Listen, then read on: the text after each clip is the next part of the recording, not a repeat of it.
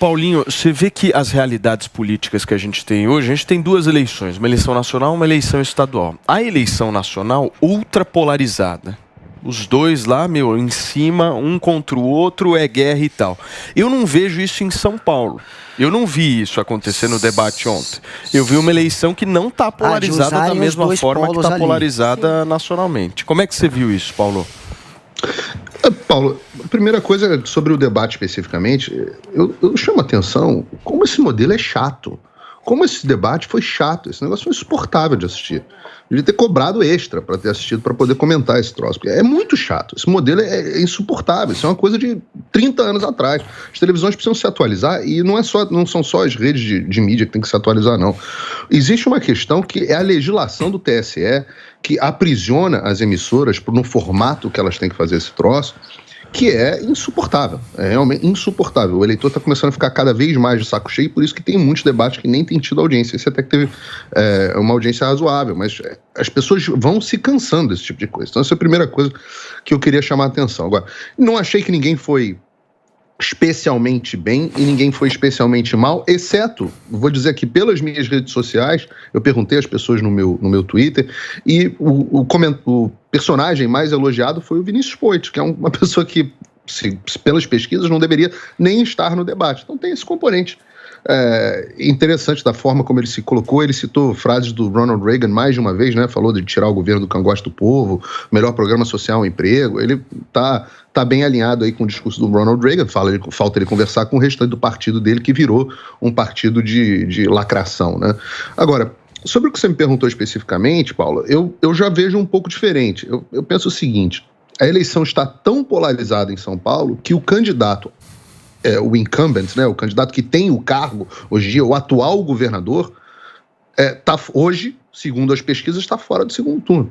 E você tem um candidato do PT, que tradicionalmente o PT reina em São Paulo, e você tem um candidato que é um candidato do governo federal, um candidato de fora, um candidato que nunca ocupou nenhum cargo público e já está à frente, mais desconhecido pelo público de São Paulo, portanto, já está à frente do candidato que é o atual governador, né? Já está à frente há bastante tempo. Então, essa polarização ela é tão grande que o normal seria você ter a polarização que sempre teve em São Paulo, PT e PSDB, né? E você ter o governador atual contra alguém da oposição, o governador atual contra alguém da oposição, se o governador for de direita, alguém de esquerda, se o governador for mais de esquerda, alguém de direita, e no entanto não é isso que você está vendo. Você está vendo que o Tarcísio chegou de fora, um candidato desconhecido, e conseguiu quebrar essa dicotomia tradicional em São Paulo.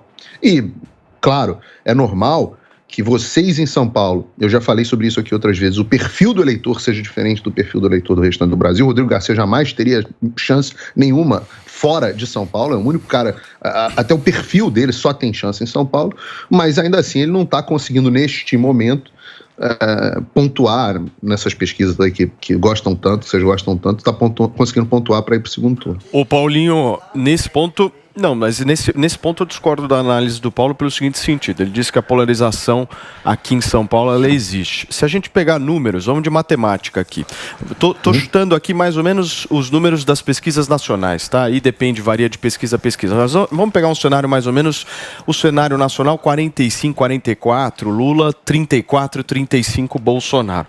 O terceiro colocado nacionalmente cai para 7, que é o Ciro Gomes. Ou seja, eleição ultra polarizada entre os dois. Aí vamos ver aqui para São Paulo. Você tem o Haddad com uns 30, Tarcísio 20, Rodrigo Garcia 19. Tipo ou isso, seja, é outra eleição aqui. Não aqui tem polarização aqui em São Paulo. Mas é natural que três, aqui tem 3. O que eu estou dizendo é que se você... Para pensar, tá? Você está tendo um candidato, o candidato que está quebrando, digamos assim, essa polarização em São Paulo, que a polarização esperada seria o candidato atual do governo contra um candidato de oposição. Não, era Tarcísio e Haddad. PSDB antigamente. Essa seria, ele estava esperando, mas que o Paulo estava esperando. Sempre foi isso, o PT. Você está dizendo PSDB com o PT, não o Lula com o Bolsonaro. Sim. Não, essa seria a polarização natural. A história é essa. PSDB sempre foi essa polarização.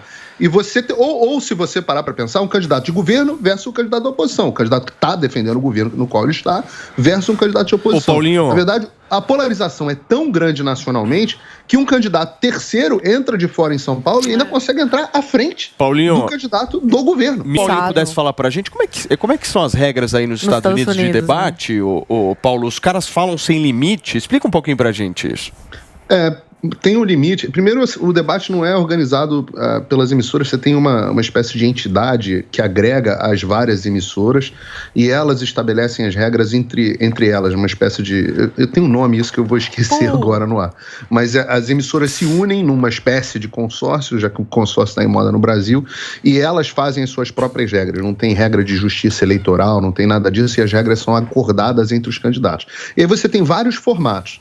Eu gosto, por exemplo, do que se chama de formato de town hall. Formato de town hall, os candidatos estão de pé, sem púlpito, sem nada. Eles estão andando pelo palco, geralmente são 2 candidatos aqui nos Estados Unidos, e as falas entre eles, um pode interromper o outro.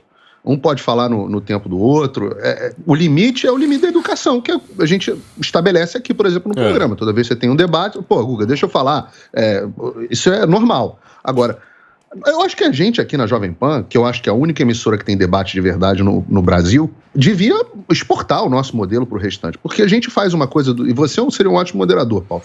Porque a gente faz uma coisa que não é engessada, tem interrupção, tem participação, mas também tem organização para que as pessoas possam escutar as propostas de todo mundo. E eu gosto disso. Esse modelo, todo mundo em pé, num palco, os candidatos em pé, conversando, passeando, e muitas vezes respondem perguntas do eleitor, e aí um interrompe o outro na pergunta do eleitor, fica uma coisa muito mais dinâmica e mais quente. E tem também esse formato de pulto, às vezes acontece, também tem esse formato de pulto. Depende da emissora, depende do dia, depende de quem são os âncoras e por aí vai.